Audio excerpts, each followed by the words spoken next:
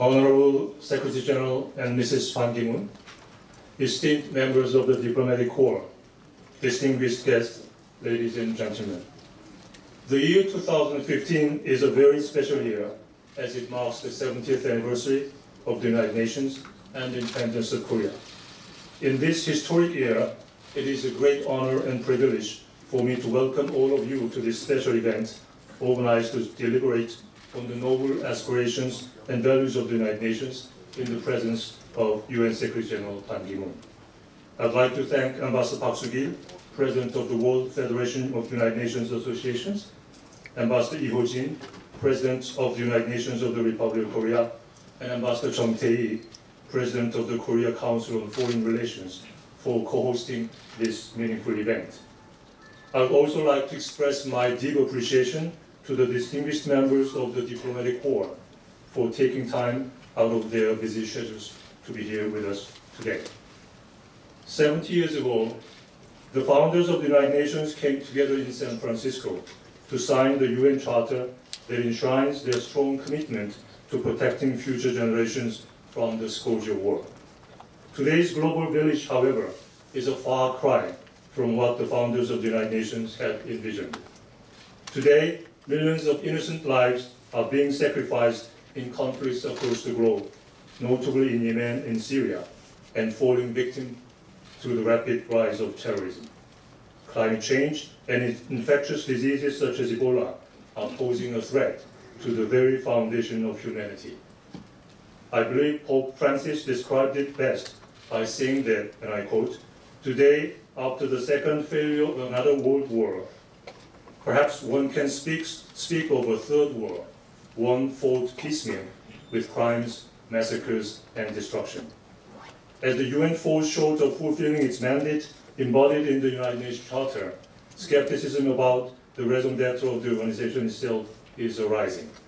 However, we must be mindful that the only way to overcome the borderless, multidimensional challenges and to usher in an era of lasting peace and prosperity is to strengthen international cooperation through a stronger and more effective United Nations.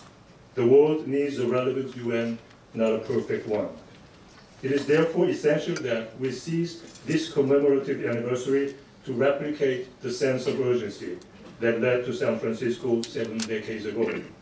I believe that under the stewardship of Secretary General Ban, we can mobilize solidarity and summon pragmatism and vision needed to improve this indispensable agora of nations and adapt it to the challenges of the 21st century.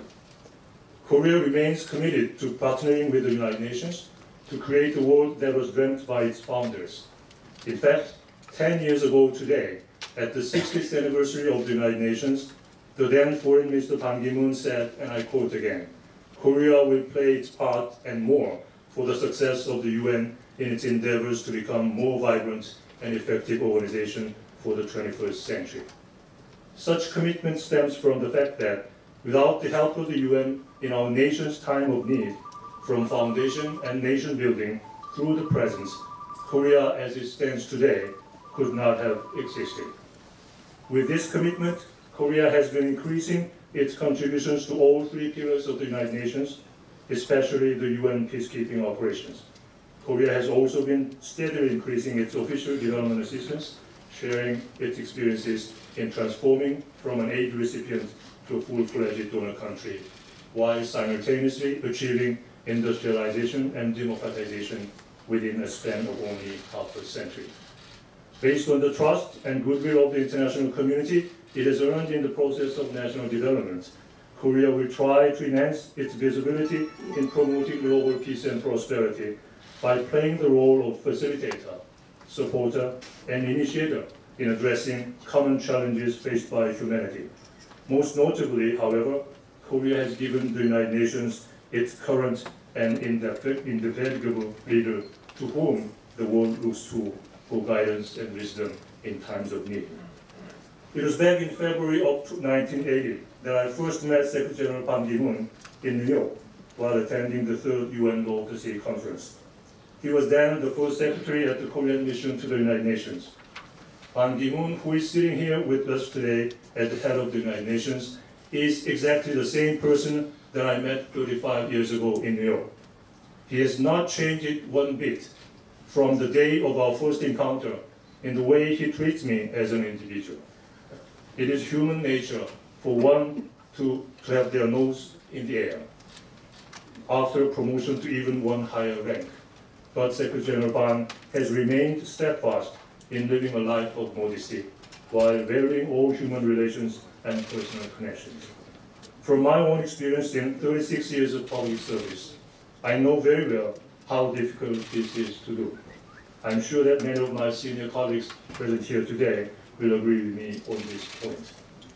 A humble attitude towards life and ceaseless efforts to lead by example, together with enduring passion and dedication and conviction, are keys to his success as an individual and as Secretary General of the United Nations. Secretary General Ban has been displaying a kind of leadership that may differ from that to which the West is accustomed. But his leadership powerfully delivers goals. Today's leadership is not about the ability to dictate, but the ability to work with others. Secretary General Ban is the very living example of a collaborating leader with powers of persuasion. And we can see for ourselves how this leadership has led to productive results. Under his leadership, the UN is planning to launch the post-2015 development agenda and a new climate regime at the end of this year. Despite resistance from some member states and the Secretariat, he is also making progress in the reform of the United Nations, reform of the UN Secretariat, which has been a long-standing task. These signature legacies of Secretary General Ban will serve as a strong foundation for a more effective and relevant United Nations. The world is a better place for the remarkable qualities he brings to his demanding job, and Korea is proud to be his home. I believe this special event is an excellent opportunity to look back on the footprints of the UN and to share a new vision for the next 70 years to come, which Secretary General Ban will present to us today. I'm delighted to be in your company at this memorable event. Thank you very much.